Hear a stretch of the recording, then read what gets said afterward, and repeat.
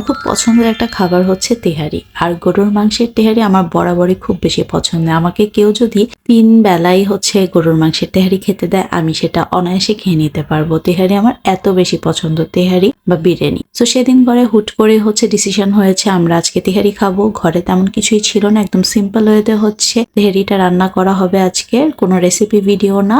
আর এখানে হচ্ছে কোনো অথেন্টিক তেহারি রান্নারও কিছু শেয়ার করা হবে না, খুবই সিম্পল। পেঁয়াজ, আদা রসুন বাটা, বাদাম বাটা ছিল, বাদাম বাটা দিয়েছি, জায়ফল জয়ত্রী বাটা দেওয়া হয়েছে, আর হচ্ছে মশলা, প্যাকেটের যে তেহারির মশলাগুলো পাওয়া যায় সেটা দিয়ে দিয়েছি। তারপর সবকিছু মাখিয়ে, আর পুরাটা আমরা সরিষা তেলে রান্না করবো, সবকিছু মাখিয়ে আমরা চুলায় বসিয়ে দিয়েছিলাম। চুলায় বসানোর পর এটা যখন 70% হয়ে এসেছে, তারপরে আমরা হচ্ছে আলু আর হচ্ছে মরিচ দিয়ে দিয়েছি। তারপর আমরা আবার এটা ঢেকে দিয়েছি। মোটামুটি 80% হয়ে আসার পর আমরা এখানে চালটা দিয়ে দিব। চালটা ভালো করে মিক্স করার পরে আমরা এখানে হচ্ছে চালের ডাবল পরিমাণের হচ্ছে পানি দিয়ে দিব। পানিটা দিয়ে দেওয়ার পরে তারপরে হচ্ছে পানিটা যখন একটু শুকিয়ে আসবে, আমরা এটা দমের মধ্যে দিয়ে দিব।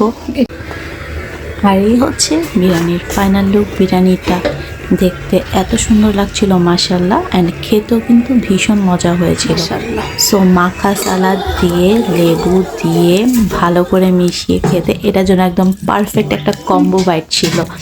খুবই খুবই মজা করে খেয়েছিলাম।